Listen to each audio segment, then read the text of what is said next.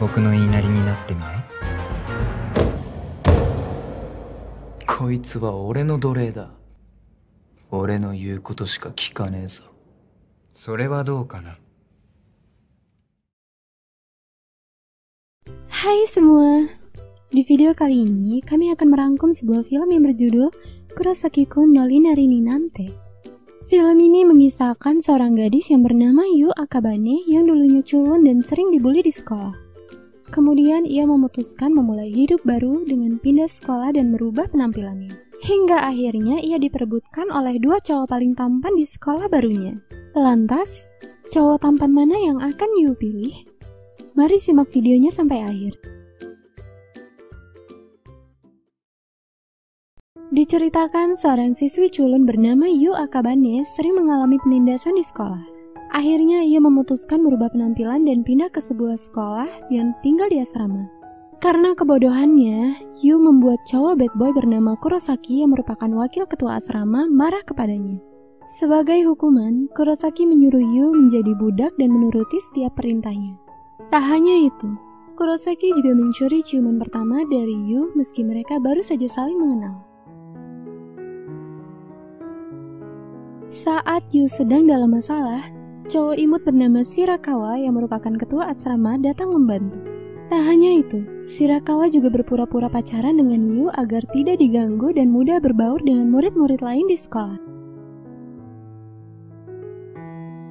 Esok paginya saat akan menuju sekolah, Shirakawa menantang Kurosaki untuk bersaing memperebutkan Yu. Shirakawa dan Kurosaki merupakan cowok paling tampan di sekolah yang banyak digilai para gadis. Meski begitu, keduanya memiliki sifat dan karakter yang jauh berbeda. Shirakawa adalah cowok yang baik hati dan hangat ke semua orang, sedangkan Kurosaki adalah cowok yang dingin dan tak segan berbuat kasar. Di dalam kelas, Kurosaki memerintahkan Yu membersihkan halaman pada sore hari. Kemudian Kurosaki menggigit telinga Yu dan membuatnya terkejut.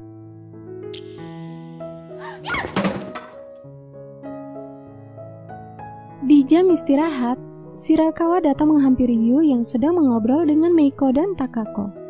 Lalu Shirakawa mengajak Yu mengobrol di taman dan mengatakan bahwa sekarang ia benar-benar menyukai Yu. Dari kejauhan, Mori dan dua orang temannya merasa kesal melihat Yu yang berhasil menarik perhatian dua cowok paling tampan di sekolah.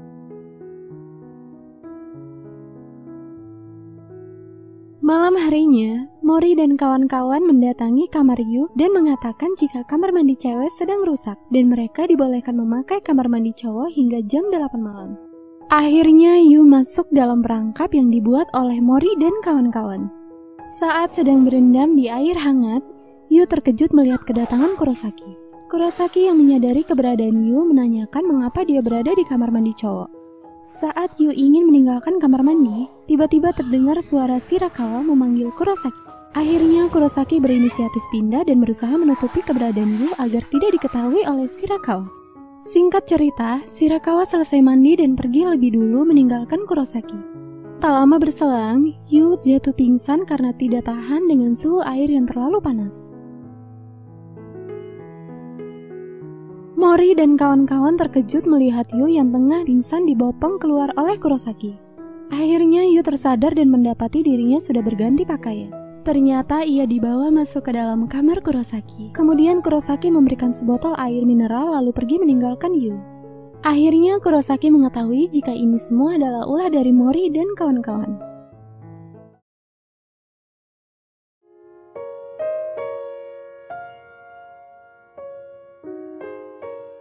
Yu merasa heran mendengar Kurosaki bermain piano dan melantunkan irama lembut yang berbanding jauh dengan kepribadiannya. Kemudian Kazi mengatakan jika Kurosaki sebenarnya adalah cowok baik dan pernah menolongnya saat ditindas semasa SMP. Esok harinya, Meiko datang mengunjungi Yu di asrama. Ibu asrama menceritakan jika Yu adalah gadis baik dan sering membantu membersihkan asrama, yang padahal sebenarnya itu ia lakukan karena perintah dari Kurosaki. Di dalam kamar Yu, Meiko terkejut melihat ada seragam cowok yang ia kira milik Shirakawa. Namun, belum sempat Yu menceritakan kejadian yang sebenarnya, Kazi dan Kakeru memanggil dan mengajak mereka bermain basket di lapangan. Kemudian dengan mudahnya Meiko berhasil mengalahkan Kazi dan Hattori. Di saat itulah Kurosaki tiba-tiba lewat dan diajak ikut bermain basket. Akhirnya Kurosaki berhasil membuat Meiko tak berdaya. Namun Meiko hanya tersenyum dan merasa senang meski ia dikalahkan. Tak lama berselang, Shirakawa datang dan menantang Kurosaki bertanding basket demi memperebutkan Yu. Pertandingan antara Shirakawa dan Kurosaki berjalan dengan ketat. Keduanya saling kejar-mengejar poin. Yu yang mendukung Shirakawa terheran-heran melihat Meiko yang justru malah mendukung Kurosaki. Akhirnya Meiko mengaku pada Yu bahwa ia sebenarnya mulai menyukai Kurosaki sejak ia ditolong saat tenggelam karena kakinya kram saat pelajaran renang. Kemudian Meiko balik bertanya hubungan antara Yu dan Shirakawa. Namun di saat itu justru Kurosaki yang muncul dalam benak Yu. Pertandingan antara Shirakawa dan Kurosaki pun usai. Kurosaki berhasil keluar sebagai pemenang dengan skor keunggulan tipis. Namun Shirakawa mengatakan jika ia tidak akan menyerahkan Yu begitu saja. Malam harinya, hujan turun dengan deras disertai petir yang menyambar. Mereka berkumpul untuk minum teh bersama. Shirakawa duduk di dekat Yu dan menggenggam tangannya. Tiba-tiba, lampu padam. Kazi ketakutan dan pergi meninggalkan Kakeru.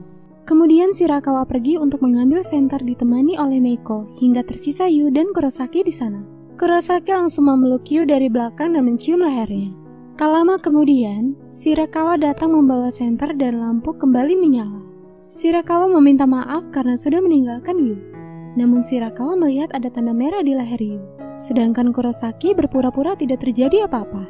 Di dalam kamar, Yu yang baru menyadari ada bekas merah di lehernya yang ditinggalkan oleh Kurosaki. Di sini Yu mulai galau tentang perasaannya. Namun di sisi lain ia mendukung Meiko untuk bisa dekat dengan Kurosaki. Esok paginya di sekolah, Kazi menyiapkan tiket untuk mengajak teman-temannya pergi ke taman bermain. Karena Kakeru dan Takako tidak bisa ikut, akhirnya Yu menyarankan untuk mengajak Kurosaki.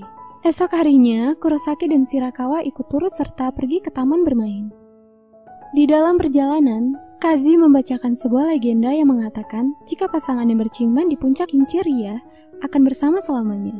Saat menunggu antrean menaiki wahana, Yu dibuat baper dengan kebaikan Shirakawa yang berinisiatif menghangatkan tangannya. Sedangkan Kurosaki hanya terdiam menahan rasa cemburu. Saat duduk bersama Meiko, Yu menyarankan Meiko untuk mengajak Kurosaki menaiki wahana. Akhirnya Meiko memberanikan diri dan mengajak Kurosaki menaiki Kinchiria bersamanya. Sedangkan Shirakawa mengajak Yu untuk pergi berdua. Di saat itulah Yu mengeluh jika kakinya lecet.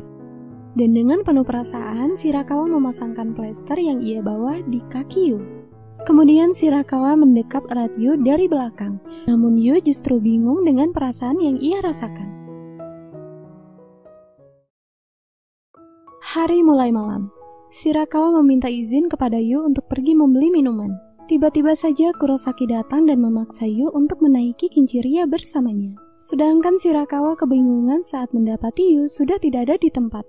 Di dalam Kinchiria, Kurosaki mencium bibir Yu dengan mesra tepat di saat mereka berada di puncak Kinchiria. Sedangkan Yu hanya bisa pasrah tanpa ada sedikit perlawanan.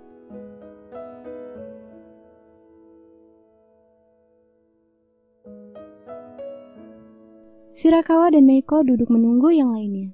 Tak lama berselang, Kurosaki datang bersama Yu. Namun Yu berbohong dan menutupi kejadian yang sebenarnya. Saat sedang mengepel lantai di asrama, Yu terbayang-bayang akan ciuman yang diberikan Kurosaki kepadanya. Di tempat lain, Shirakawa berkata kepada Kurosaki bahwa persahabatan yang sudah mereka jalin sejak kecil akan usai jika Kurosaki sampai berpacaran dengan Yu.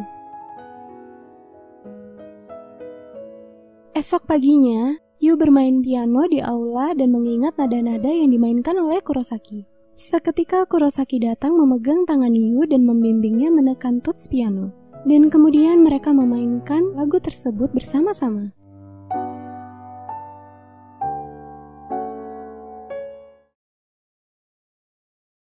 Setelah lagunya selesai, Kurosaki mengatakan jika Yu sudah tidak perlu lagi menuruti perintahnya. Mendengar hal itu, Yu segera pergi meninggalkan Kurosaki.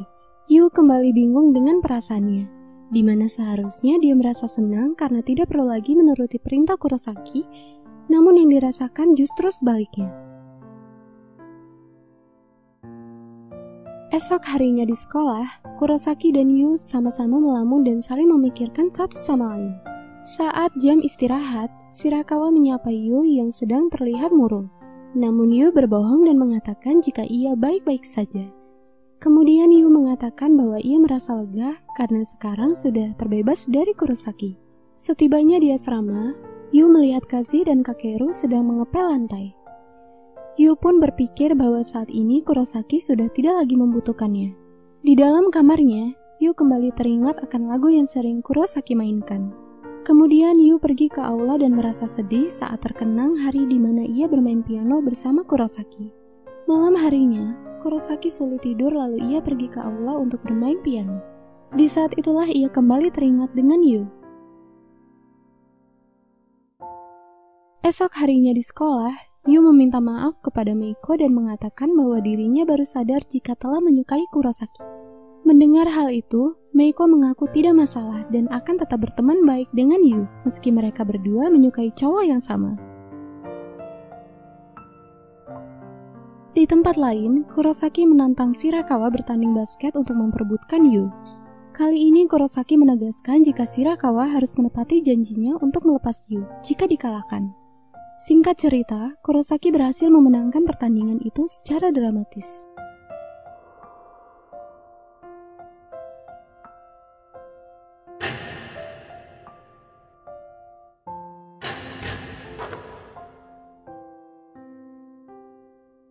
Esok harinya, Shirakawa bertemu dengan Yu dan mengatakan bahwa dirinya akan melupakan seluruh perasaannya terhadap Yu.